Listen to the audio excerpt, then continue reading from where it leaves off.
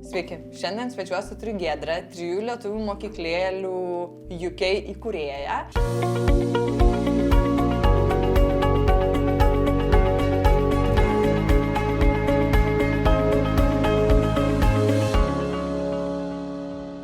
Džiaugiuosi, kad atvykai, papasakok daugiau apie save ir apie savo veiklą. Taip, ačiū labai, Aušra. Tai pataisysiu, jau esu 4 lituanistinių mokyklų įkūrėja, nes praeitą savaitę įkūrėm dar vieną. Ir ta mano veikla yra labai specifinė, taip. Ir kaip jinai prasidėjo, tai paprasčiausiai viską pradėjau nuo didelės meilės vaikams. Tai buvo mano hobis. Mano tokia papildoma veikla. Ir viskas prasidėjo nuo kelių vaikučių, nuo klasėje mes pradėjom, buvo gal 12 vaikų ir dabar per 4 mokyklas jau turiu virš 100 vaikų. O, wow. Tai kaip tu iš to hobio, koks tas buvo kelias, ar ne, iš to hobio tą savo veiklą paversti į verslą, drįsčiau pavadinti, ar ne? Dabar sutikčiau, kad taip, tai jau yra verslas ir tas kelias buvo... Nepasakyčiau, kad ilgas, bet reikėjo drąsos, taip?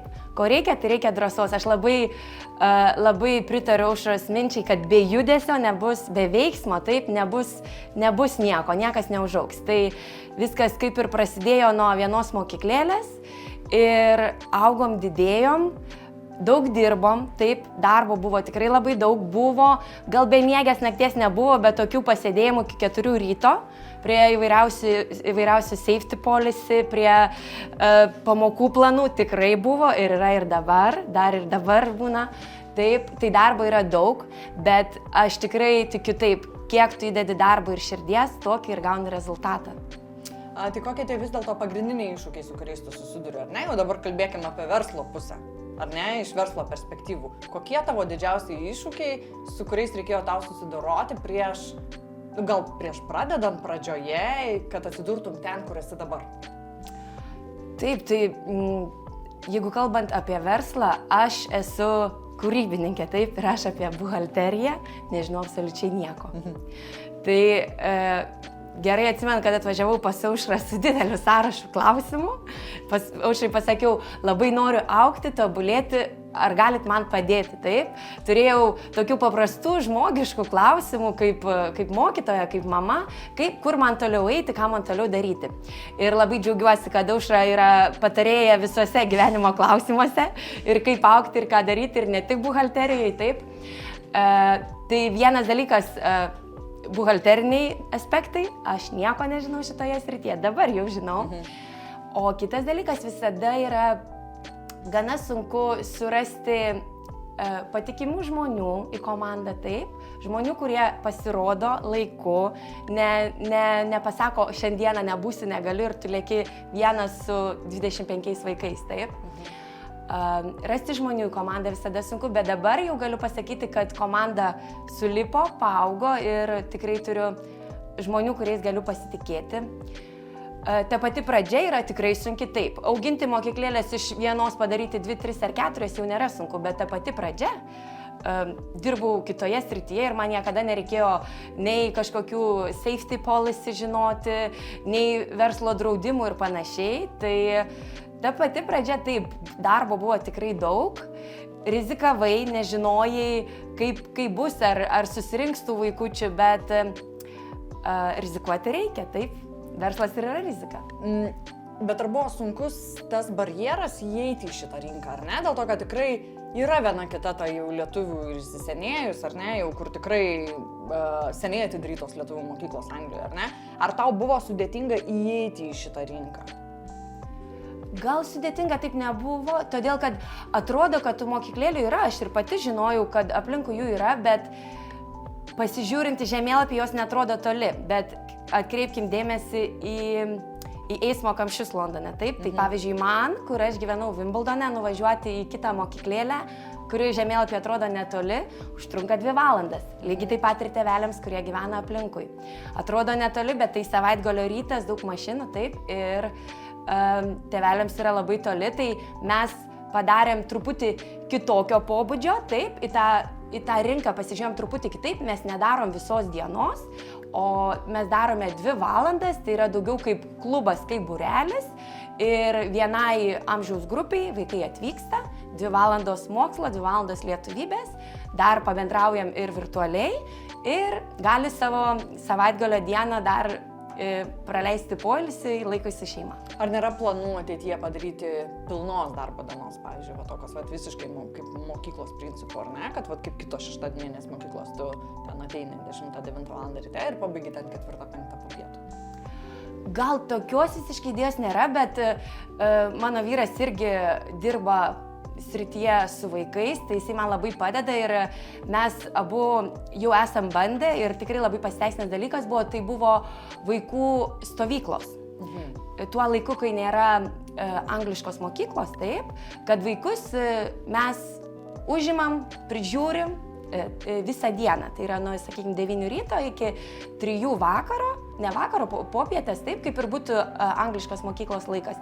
Ir tikrai pabandėm, labai pasiteisino, labai buvo daug norinčių, kad būtent tuo laiku, kol nėra angliškos mokyklos, tėvai tikrai nori, kad vaikai turėtų kuo daugiau to lietuviško žodžio, kuo daugiau lietuvybės. Tai dabar mūsų planuose tokie kaip stovyklos, kaip atostogų klubai vadinami. O dėl pilnos dienos, tokio gal plano nėra, kad padaryti, nes vis tiek vaikai eina ir į anglišką mokyklą tuo laiku, bet dabar jau daro mokyklėlės ne tik savaitgalį, turim vieną Sutton rajone ir pirmadieniais, ir dabar atidarėm vieną Crowley mieste, taip, prie Getviko oro uosto, tai yra trečiadieniais po angliškos mokyklos, atkeliauja mažyliai, pirmiausia, jie turi 2 pamokas mažoji klasė ir tada į vakarą atkeliauja vyresni vaikai. Tai jūsų struktūrizuoja dieną palei amžiaus grupės, ar ne? Pas jūs nėra visi vaikučiai vienodo amžiaus, kaip suprantu. Taip, būtinai pagal amžiaus grupės. Amžiaus grupės, bet visada reikia atkreipti didelį dėmesį ir į vaiko kalbos lygį. Nes dažnai, sakykime, 7-metis gali, jo kalbos lygis, lietuvių kalbos lygis gali būti puikus ir tikrai turiu tokį pavyzdį, kad 7-metis berniukas yra klasėje su vyriausiųjų grupe, kur vaikams yra 12-13 metų ir jis ten puikiai pritampa, dirba. Aš kaip sakau, toj grupiai mes jau tikrai rimtai dirbame su gramatika ir jam puikiai sekasi. Kaip tu matai iš viso kokią tendenciją, ar kalba lietuvių vaikai lietuviškai namuose? Labai geras klausimas. Labai yra skirtingų šeimų, taip, nes yra daug mišrių šeimų. Pavyzdžiui, Wimbledon mokykloje 100% mažųjų mokykloje taip yra mišrios šeimos. Tai yra arba mama, arba tėtis yra nelietuviai. Ir nebūtinai tai mama, tikrai yra ir tėčių nelietuviai. Ir aš visada sakau, tokiem tėčiam reikia uždėti medalių už tai, kad jie stengiasi išugdyti tą lietuvybę savo vaikuose. Tai tokių šeimų yra daug ir galiu pasakyti, nebūtinai vaikas atėjęs iš lietuvio tėčio ir mamos šeimos kalbės geriau lietuviškai negu atėjęs iš mišrios šeimos. Dažnai mišri šeima, kur vienas iš tėvelių yra nelietuvis, įdeda dar daugiau pastangų ir norą, kad jų vaikas kalbėtų lietuviškai. Tai, tarkim, vaikas pradėjęs eiti pas tave į mokyklą, ar ne, kaip greitai aš galiu tikėtis progreso, kad mano vaikas kalbės lietuviškai? Ar čia priklauso ir nuo manęs 100%? Aš visada sakau, tėveliai, kaip jūs galvojate, ar 2 valandos mano didelio sunkaus darbo padarys ryškų rezultatą. Visada kalbu su tėveliais, daug bendraujam ir skambinamės. Kalbam, duodu daug gerų patarimų, kaip užvesti ant to lietuvybės kelio, kaip į tą lietuvybės kelią įtraukti ir tą lietuviškai nekalbantį tėtį, kad jis prisidėtų prie to, taip. Tai taip. Ar gali pasidalinti tais būdais? Nes man aktualu, todėl aš ir klausiu. Žinoma, taip, pavyzdžiui, jeigu šeimoje yra lietuviškai nekalbantis tėtis, labai svarbu, mes mokytojas turim tikrai daug seminarų įvairių, taip, tai labai svarbus dalykas, kad tėtis mokėtų nors kelias frazes lietuviškai. Tai yra prie pusryčių stalo pasakyti labas rytas, pasakyti noriu kavos, kad ir su ryškiu akcentu, bet vaiko psichologijoje, vaiko galvoje, ta lietuvių kalba tada tikrai išauga, atrodo, wow, ir tėtis kalba, ir aš noriu. Dar vienas didelis dalykas, kai vaikas ateina į lietuvišką mokyklą ir pamato, kiek daug yra lietuviškai kalbančių vaikų, jis galvoja, wow, tai ir aš noriu kalbėti, taip, nes tikrai vaikai gyvenantis mažesniuose miesteliuose, sakykime, ten yra viena lietuvių šeima. Jisai niekada net neįsivaizdavo, kad yra šitiek daug lietuvių, kad ta kalba gali būti tikrai naudojama ir tikrai jam reikalinga. Tai atėjęs, aš visada vaikams sakau, kad mes ateiname į mokyklėlę kalbėti, mokyti skaityti lietuviškai, rašyti, bet svarbiausias dalykas yra susirasti lietuvių draugų, tam, kad mes turėtumėm kur tą kalbą panaudoti. Dėl to, kad kodėl aš klausiu tokio klausimo, nes tarkim, mes pas mus lietuviška šeima, ar ne? Ir mes su vaikais savo kalbam lietuviškai, bet jie tai mums sako angliškai. Tai ir tas barjeras ne supratimo, bet paties kalbėjimo jau atsiranda, ar ne? Tai kaip tu siūlytum su tokia situacija susidoroti? Iš karto mano atsakymas. Jūs turite 6 savaitės vasaros atostogų Lietuvoje. Palikite vaikus pas senelius. Sugrįš vaikas, tikrai kalbės lietuviškai. Lietuviška aplinka, ypatingai jeigu tai yra paaugliai, tegul praleidžia laiką Lietuvos, aš sakau, daugiabučio kieme, turiu pavyzdžių, grįžta puikiai kalba lietuviškai. Pamato, kad yra draugų, kad yra veiklos, kartu važinėja dviračiais, kad tai ir 16 metų vaikas, kuris mažai kalbėjo, bet jeigu atsiranda draugų, jeigu atsiranda tokių autoritetų žmonių, kurie jam yra svarbus, tai kalbos lygis tikrai greitai išauga. O kaip taip gavos, kad tu vis tiek studijas baigiai Lietuvoje, ar ne? Ir tavo verslas čia? Taip, tai atvykau tokia jauna iš po studijų mergina, atvykau iš tikrųjų pas sesę, nes sesuo čia gyvena jau daug metų ir tikrai nežinojau savo gyvenimo kelio, ko tikrai noriu, labai mylėjau vaikus, mylėjau sportą, šokį ir keliones. Aš šiaip pagal išsilavinimą turiu geografijos bakalaurą ir esu gidė geografijos mokytoja, taip. Bet tai labai mylėjau keliones, traukė ta dalis, bet taip pat labai traukė vaikai. Ir pradėjau dirbti, ta mano pradžia su vaikais čia Anglijoje buvo, tai aš dirbau aukšto lygio britų šeimose kaip korepetitorė, kaip auklė, tai yra pagrindinis darbas su vaikų namų darbais. Pradėjau nuo mažesnių ir taip su keliom šeimom augom, kol tikrai turiu dabar vaikų, kurie yra ir suaugę, ir dideliai, ir susirašom ir bendraujam. Tai ta kelio pradžia buvo tokia. Bet po truputį mano tos draugės čia Anglijoje pačios pamatė, kad Giedrė, o gal tu galėtų mūsų vaikam pravesti kažkokį tai ar būrelį, nes visada draugių susibūrime mane rasdavo jos vaikų būry, taip, vaikų kambarys su vaikais. Ir taip ir prasidėjo nuo kelių draugių, truputį, tos draugės pareklamavo kitoms draugėms, kitoms mamoms ir augom. Aš atsimenu, kai darėm pirmą mokyklėlės atidarimą ir tuo metu buvo karantinas, buvo kažkokios tai ribos salės nuomai, kiek žmonių gali būti, tai mes turėjom daryti net 3 atidarimus, kiek susirinko norinčių žmonių. Taip, ir aš labai džiaugiuosi, kad radau, 100% galiu pasakyti, radau save gyvenime, nes aš esu ir buvusi muzikinio teatro, vaikų teatro aktorė, taip, tai aš save galiu taip išreikšti mokyklėlį, nes mes labai daug dainuojam, sukam ratelius, šokam, labai myliu lietuvių kalbą, man jinai puikiai sekėsi mokyklai, taip, ir esu labai didelė Lietuvos patriotė. Tai tokios specialybės, kai aš studijavau, net ir nebuvo labai, kad tu galėtum būti ir kūrybiška, ir nesilaikyti tų tokių lietuviškos mokyklos griežtų piktų normų, kaip dabar va Lietuvoje ir streikuoja mokytojai, taip, apie visas atnaujintas programas, kiek ten yra vargo. O gali būti kūrybiška, išreikšti tą savo ir kūrybingumą, ir meilę vaikams, gali apkabinti vaikus. Ir tai mokyklėlė tikrai yra mano pašaukimas, tas lietuvybės skleidimas, aš kaip sakau, mokyklėlė vadinasi pupa, tai mes po mažą pupą kiekvieno vaiko širdeliai pasėjam ir ją auginam. Labai graži idėja. Ir iš tikrųjų, va, tavo pavyzdys ir pasako, kad realiai tu iš bet kokios specialybės gali pereiti prie verslo, ar ne? Ir, pavyzdžiui, va, kažkokia va, moteris, galbūt, kuri dabar studijuoja pedagogikos universitete ir galvoja, kad jinai bus mokytoja, tu esi pavyzdys, kad gali būti ir verslininkė, ne tik mokytoja, ar ne? Tai ką tu tokiai moteriai pasakytum? Kokių patarimų duotum, ar ne? Taip, kad tai pedagogikos studijos yra nuostabus dalykas, nes bent jau mano studijose tai buvo didelė dalis, jums pusė buvo pedagogikos, raidos psichologijos ir vaikų, ir pusė tai buvo specialybės dalyko. Tai aš turėjau labai plačią sritį, aš esu ir kelionių vadovė, ir licencijuota gidė, taip, turiu geografijos bakalaurą, bet kadangi aš turiu tą pedagogikos bakalaurą, aš tikrai galiu keliauti į labai daug veiklų, į vaikų klubus, turiu profesionaliai esu šokusi, tai galiu drąsiai atsidaryti ir kažkokį šokio klubą, bet aš sakyčiau, kad pedagoginės studijos yra nuostabus dalykas. Jeigu jų nepanaudosite savo profesijoje, tikrai panaudosite gyvenime augindami savo vaikus, taip. Arba savo verslą. Arba savo verslą, teisingai, arba savo verslą, taip. Tai dabar ar yra minčių kažkada gyvenime grįžti į Lietuvą? Ir jeigu tai, kodėl taip ir jeigu ne, kodėl ne? Gal geras klausimas, taip labai nesusimaščiau, kadangi šiuo metu auginu mažą 1 metų berniuką ir mano vyras yra nelietuvis ir iš čia gyvena jau 30 metų. Visa jo šeima yra čia, visi ir proseneliai, ir seneliai, tetos, dėdės, taip, visi yra čia atvykę. Tai aš tokią šeimą jau turiu čia susikūrusi. Labai dažnai grįžtu į Lietuvą, nes ją labai myliu ir tikrai turiu ten daug ir darbų ir reikalų. Sakykime, žiūrint į priekį, į pirmus 10 metų, gal sakyčiau, ne, kol kas nėra planų, bet aš labai džiaugiuosi, kad mano specialybė man leidžia 2 vasaros mėnesius mėgautis tą lietuvišką vasarą ir tai aš širdyje esu, ne širdyje, galiu pasakyti, viena koja ir Lietuvoje, viena koja ir čia.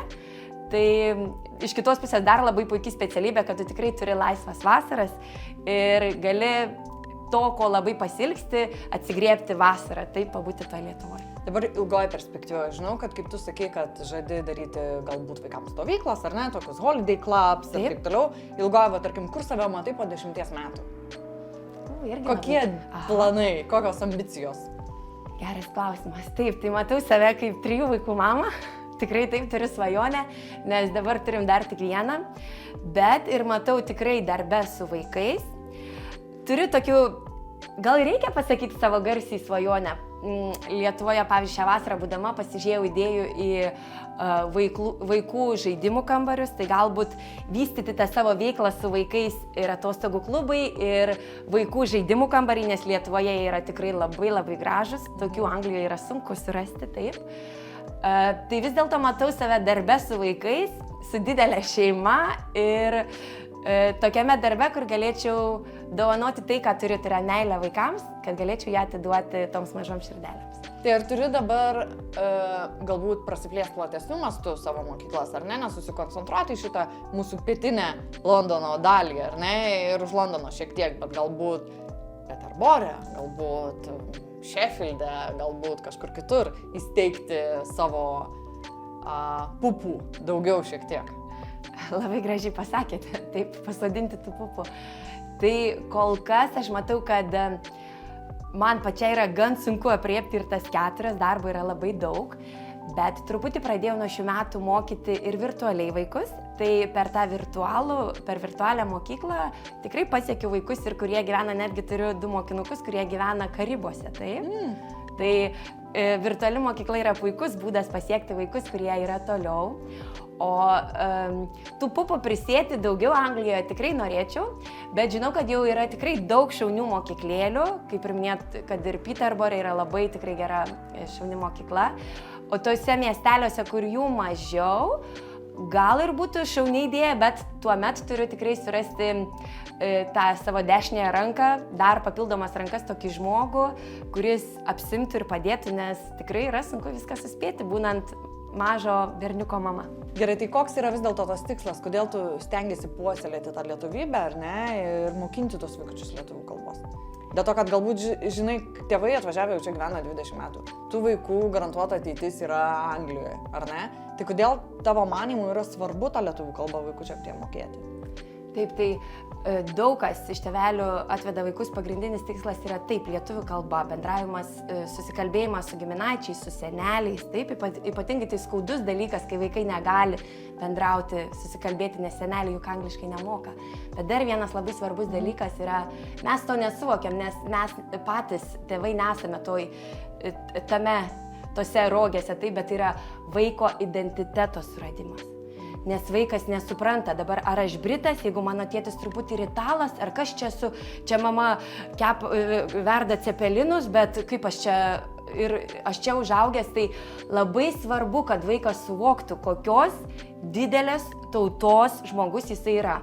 Tai aš, pavyzdžiui, tikrai Aš pati esu tremtinio anūkė, taip, ir man tai yra didelė ir skaudi tema ir aš labai noriu, kad vaikai didžiuotųsi, kad jie yra lietuviai. Taip, mes ir net turim pasirašę mokyklos pristatymę, kad mūsų tikslas yra, kad vaikas išėjęs iš mūsų mokyklos drąsiai ir išdidžiai sakytų, aš esu lietuvis. Taip, kad jis suvoktų, kad kaip kažkada buvo draudžiama lietuvių kalba, jisai dabar turi galimybę jos mokyti, augtis, kad mūsų tauta buvo praėjo tokius sunkius laikotarpius ir vis tiek iškilo, kad aš, kaip sakau, vaikas turi didžiuotis, kad tu esi tos tautos dalis. Mes kalbam ir jau su 6-mečiais apie tremtį ir tai vaikam buvo labai įdomus dalykas. Sakykime, sausio 13 ir ta lietuvių tautos didybė, kad ėjo, gynė ir vaikai, ir studentai, ir seneliai, jiems buvo wow. Nes vaikai šitų dalykų nežino. Taip? Tikrai nežino, tėvai neturi laiko užsiėmę ir nepapasakoja. Kai tu išugdai pas vaiką tą tokią didelę lietuvybę, tą besididžiavimą tautą, jie tikrai nori ir daug didesnis noras išauga ir eiti į mokyklėlę ir mokytis kalbos, nes, pavyzdžiui, net ir toks dalykas, mums tai yra taip įprasta, bet užgavėnės. Mokykloje tuo metu buvo 62 vaikai, pirmais metais šventėm užgavėnės. Paklausiu vaikų, kas iš jūsų esat girdėję šitą žodį ir kas žino, kas tai yra. Iš 62 vaikų vienas pakėlė ranką. Niekas nebuvo girdėję ir žinoję. Dabar 4 metai užgavėnės yra mūsų hitas, taip? Ateina ir visi britai kaimynai į tą lašininio ir kanapinio kovą, taip, į blynų šventę. Kokia graži lietuviška tradicija. Joninės taip pat, kiek sulaukiam žmonių, būna netelpam. Tikrai šiemet netelpam, pardavėm ten bilietėlius gal po 5 dienų jų nebebuvo, kiek yra norinčių, ne tik pačių lietuvių, bet ir, aš kaip sakau, susidomi ir kitataučiai, ir kaimynai, ir kviečia ir britus draugus, taip, nes mes tikrai turim labai gražių švenčių, tokių įdomių kultūrinių renginių, taip, ir tai aš ir sakau, kad vaikas turi suvokti, kad jis yra lietuvis, surasti savo tą identitetą. Ne tik, kad pasakyti labas ar viso gero močiutei, bet suvokti, kad jis yra didelės tautos dalis. Labai įdomu, dėl to, kad mano Elvis turi lietuvišką ir britišką pasą ir tu jo paklausi, kad aišku, kad lietuvis. Visą laiką aš lietuvis. Net koks aš britas, aš lietuvis, nors gimęs ir, Taip, nes aš pagrindinė problema, pavyzdžiui, su tais paaugliais, kurie ateina, taip, tai mamos skambina Giedrė, aš labai noriu, kad eitų į mokyklėlę, bet jie nenori jau patys. Taip, nes jie jau paaugliukai tokie 15-16, jie nori būti ten su savo draugais ir panašiai. Aš kaip sakau, lenk medį kol jaunas, man atveda mažučius vaikus, jie tikrai, aš žinau, eis į mokyklėlę ir jie atvedė man 2-3, aš žinau, kad jiems bus 13, jie tikrai dar drąsiai eis, nes tai yra draugų būrys, tai yra daug įdomių linksmų veiklų ir tas supratimas, kad aš lietuvis, taip. Gerai, Giedrė, tai kuom dabar tavo mokykla išsiskiria nuo kitų tų lietuvių mokyklėlių, ar ne? Nes jų yra pakankamai tų lietuviškų mokyklų pas mus Anglijoje, ar ne? Ir kaip tu priverti tuos vaikus jaustis, kad jie vis dėlto neina į mokyklą, o ateina susirasti draugų, ateina puoselėti tą lietuvybę, kaip tu minėjai, užgavėnės, joninės ir taip toliau ir panašiai, ar ne? Tai kaip tu sugebi tą mokyklą paversti ne mokyklą? Taip, tai labai geras klausimas ir aš visada tėveliams sakau, nesakykit vaikam naujiems, kurie ateina, kad einam į lietuvišką mokyklą. Sakykit, einam į lietuvišką studiją, einam į lietuvišką klubą ar būrelį, nes žodis mokykla vaikams asocijuojasi su rimtu, tokiu nuobodžiu darbu, taip. Aš visada sakau, sakykit, vedam į lietuvišką studiją. Tai kuo mes skiriamės? Aš pati esu tas žmogus, kuri veda visas pamokas. Taip, kitose mokyklose mokytojas yra samdomas, tai yra jau samdomas darbas ir kažkas vadovauja mokyklai, bet yra pasamdytos mokytojas. Tai tuo ir skiriamės, kad aš visą savo meilę ir širdį ir padovanoju vaikams pati. Aš visada sakau, reikia ateikit, pabandykit, ateiti pabandyti ir pamatysit. Nėra, nežinau, ar yra, dabar galvočiau prisiminti vaikų, kuriems nepatiko pirma pamoka, kurie nenorėjo grįžti. Svarbiausia pabandyti, taip. Tai ir labai šaunu, kad lituanistinė mokykla yra neformalusis ugdymas ir pas mus yra tikrai labai daug apkabinimų, daug meilės. Turiu daug mokytojų asistentų, kurie būna šalia, nes tikrai, sakykime, su 3-mečių, 4-mečių grupelė kažkam ir liūdna, reikia apkabinti, palaikyti ant kelių, taip nuraminti. Kažkam gal kažkokia negera diena buvo, taip paguosti. Tai ko skiriamės nuo kitų, gal kad mūsų mokykla yra labai labai daug meilės. Tai tu labai personalizuota, ar ne, pati stengiasi? Taip. padaryti, įnešti savo charakterį ir savo dvasią ir įnešti tai, kaip tu matai, ar ne viską. Tikrai taip. Stengiuosi visur visada būti pati, pamokų planus darau aš pati. Jeigu turiu išvykti kažkokius renginius ambasadoje tą savaitgalį, tai gerą video pamoką palieku savo mokytojams asistentėms. Visas planas sudėtas, kas po ko eina, dainelė tokia, tada padarom, sakykime, parašom kažką, tada sukam ratelį, kad vaikams neatsibost, kad būtų įdomu, nes prie pamokų planų prasėdžiu labai daug ir labai ilgai. Taip, jeigu aš vaikams paduosiu tik popieriaus lapą, ir imkite ir rašykite ant kažkokią tai raidę, tai bus neįdomu, bet kai tu sudėlioji, parašom, tada matau, aha, klasė nebeišsėdi, o dabar sukam ratelį, kažkokį tą temą, taip, tada pažiūrim trumpą video, ten 3 minučių kažkokį video filmuką į tą temą, taip, aha, tada su vaikais laikas daineliai, tada trumpa pertraukėlė ir vėl turi keisti, kad vaikams būtų įdomu, taip, kad tai būtų nuolat besikeičiančios veiklos. Paminėjai dabar dar Lietuvų ambasadą, ar ne? Žinau, kad jūsų mokytojų bendruomenė yra pakankamai didelė čia Anglijoje, ar ne? Taip, ką jūs veikia toje ambasadoje? Taip, tai labai džiaugiamės, kad ambasada yra mūsų partnerė, taip, mūsų draugė. Mums tikrai yra organizuojama daug mokymų, tai ne tik ambasada. Mokymus mums organizuoja ir Vytauto didžiojo švietimo akademija, Vilniaus universitetas, Vilniaus lietuvių namai yra labai didelė pagalba, nes jie jau 20 metų, gal dar daugiau dirba su užsienio lietuvių vaikais. Tai tobulėti ir augti mums visada yra kur, nes tokia labai specifinė sritis, taip, aš galiu būti puikiai lietuvių kalbos filologija, baigusi lietuvių kalbą, bet kaip man tos kalbos išmokyti vaiką, kuris visiškai nekalba, čia vėl yra visiškai kitokia sritis. Tai taip, tikrai turime daug mokymų, daug renginių, ambasada mus visada sveikina ir mokytojo dienos proga, taip, tai nėra tik tais rimti mokymai, bet yra labai džiugu, kad yra pagerbiamos mokytojas, taip, įvairūs koncertai, renginiai ir labai džiugu, kad aš, pavyzdžiui, stengiuosi į savo mokyklos bendruomenę, kaip į mokytojas asistentės, įtraukti ir tokias moteris, kurios, pavyzdžiui, angliškai kalba gal prasčiau. Vyresnės moteris, bet aš pamatau žmogų. Man, aš kaip sakau, diplomo neužtenka, reikia empatijos, reikia meilės vaikams. Pamatau tokį žmogų, visada pasikviečiu ateiti pabandyti. Tai labai džiaugiuosi, kad turiu net kelias tokias moteris, kurios gali save realizuoti lietuviškoj mokyklėliai. Joms yra sunkiau galbūt eiti į tą anglišką darbo rinką, nes jos nekalba puikiai lietuviškai, bet jos yra nuostabios mamos ar močiutės ir ta jų lietuvybė atsivežta dar iš Lietuvos, ta tokia meilė, taip, tai labai praverčia mokyklėlį su vaikais.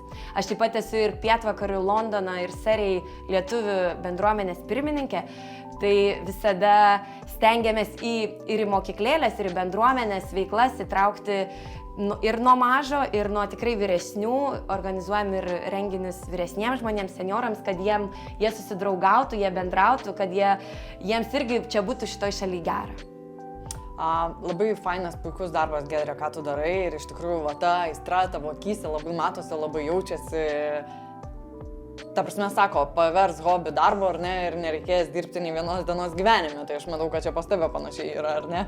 Tikrai taip ir aš niekada nebūčiau patikėjusi, kad šitaip išaugs ta mano mokyklėlė tie keli vaikučiai, taip norintys, kurie norėjo, kad tai yra tikrai, aš tėveliams mokslo metų gale padariau tokį gražų filmuką, nes labai jautri ir jiems gyvai pasakyti to negalėjau, bet įrašiau ir pasakiau, aš sakau, jūs esate dalis mano svajonės. Taip, aš visiškai realizavau save, darau tai, ką labai myliu, vardant tų lietuvių tėvelių ir šeimų, kurie nori pasėti tą lietuvybės sėklytę savo vaikuose.